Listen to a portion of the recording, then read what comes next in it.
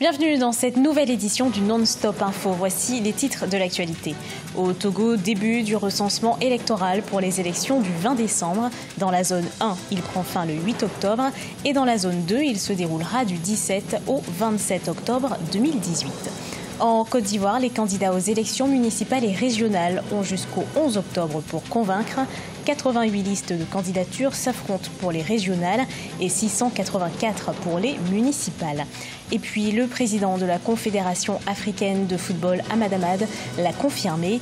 Le Cameroun organisera la Coupe d'Afrique des Nations de football 2019.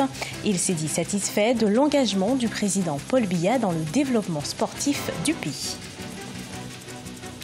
En République démocratique du Congo, les tensions sont vives entre l'ONU et le gouvernement congolais. Kinshasa demande à l'ONU d'établir un plan de retrait définitif de sa mission en RDC. Ces tensions ont été ravivées par l'arrivée d'armements dans le pays. Selon l'armée congolaise, le déploiement de ce nouveau bataillon onusien se serait fait sans concertation. L'armée dénonce également ne pas être informée sur les quantités d'armes perdues par les casques bleus au profit des groupes armés. Au Togo, le recensement électoral a débuté pour les élections du 20 décembre 2018. L'opération a connu quelques dysfonctionnements dus au manquement de certains kits. De son côté, l'opposition appelle au boycott de ce recensement. Les précisions d'Aimé Fakofi. Timide démarrage du recensement électoral pour les législatives du 20 décembre au Togo. Dans plusieurs bureaux de recensement, à l'exemple de celui d'Aguanivé dans la préfecture du Golfe, l'affluence n'était pas celle des grands jours. L'établissement des cartes reste effectif malgré la lenteur constatée durant l'opération. Je suis très content d'avoir encore une nouvelle carte d'électeur. Sans cette carte, personne, on ne peut pas voter. Pour la première personne, on a dû prendre des minutes, comme 25 minutes. Et pour la deuxième personne, on a pris 17 à 15 minutes comme ça. Pour la première journée, certains bureaux de recensement ont ouvert tardivement ce 1er octobre. Ici, à l'école primaire publique d'Aflao-Soviépé, jusqu'à 13h GMT, les opérateurs de saisie attendaient encore les kits de recensement. Les gens sont tellement nombreux de manière que nous leur disons qu'on n'a pas encore commencé le travail. Et ils se sont retournés. Il y a certains qui se sont quand même fâchés contre ce désagrément. Ces petits soucis du démarrage sont tout à fait normaux. Tout ce qui nous remonte de l'intérieur du pays, ce sont pratiquement les mêmes soucis. Mais globalement, tout se passe très bien. Le recensement dans la première zone prend fin le 8 octobre. Dans la zone 2, il court du 17 au 27 octobre 2018. La coalition de l'opposition a appelé au boycott de cette opération de recensement. Elle demande entre autres l'audit et le conditionnement des kits. Dimanche 30 septembre, elle a désigné ses représentants à la commission électorale. Leur entrée au sein de la CENI est annoncée dans les jours à venir. Au Cameroun, la campagne électorale se fait sur le terrain, mais également via les réseaux sociaux.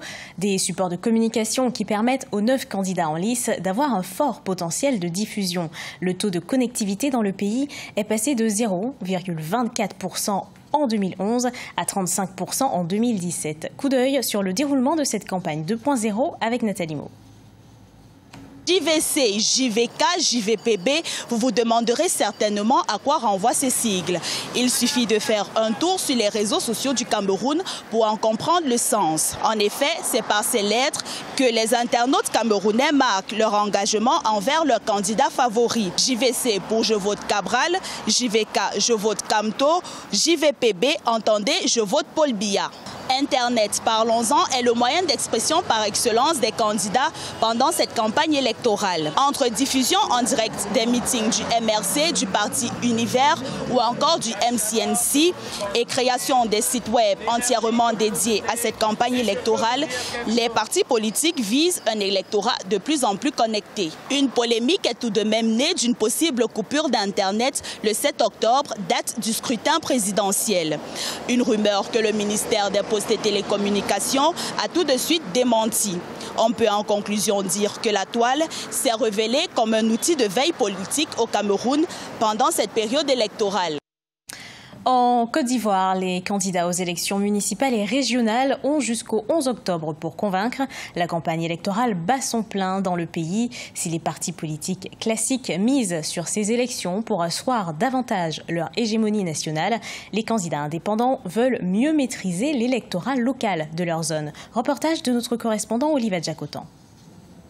En Côte d'Ivoire, la campagne électorale des municipales et régionales du 13 octobre 2018 qui bat son plein depuis le 28 septembre revêt des enjeux multiples pour les différents candidats. Dans le rang des candidats indépendants, asseoir la domination locale pour développer leur zone reste une ambition commune. Nous sommes venus pour faire une certaine cohésion, une certaine union autour d'une vision partagée pour que cette région puisse tirer le meilleur profit de ses atouts et faire en sorte que d'ici 5 ans ou 10 ans, nous ne soyons plus à la place où nous sommes aujourd'hui. Nous sommes ici sur un sujet qui touche le développement local, donc qui touche la proximité, et nous ne pouvons pas accepter que les décisions se prennent à 1000 km de nos régions, à 500 km de nos régions. Les décisions doivent être prises localement, les choix doivent être faits localement. Pour les partis politiques classiques comme le RHDP unifié, le Parti démocratique de Côte d'Ivoire et le Front populaire ivoirien, ces joutes électorales servent à préparer la présidentielle de 2020.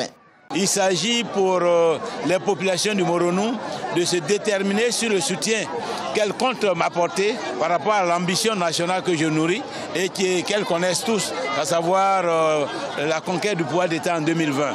Donc cette élection régionale est un test.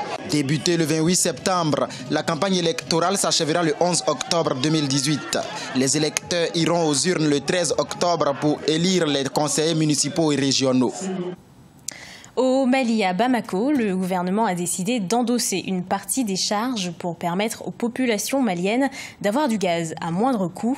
Un accord a été conclu entre le gouvernement et le groupement des professionnels de gaz domestique du pays. Ce groupement menaçait de cesser d'approvisionner le marché à compter du 5 octobre 2018.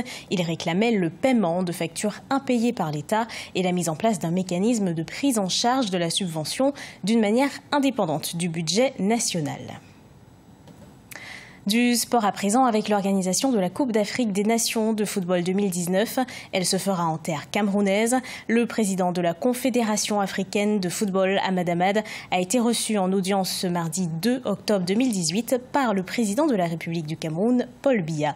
Les précisions de Viviane Bauken.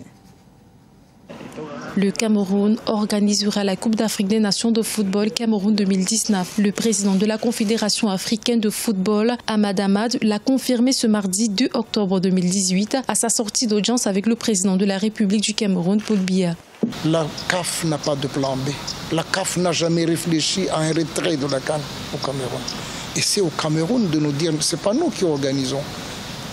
C'est le Cameroun qui accueille cette compétition. C'est le Cameroun qui pourra nous dire demain, on est prêt. Ah non, donnez-nous le temps, on n'est pas prêt. Ça dépend du Cameroun, ce n'est pas de la CAF.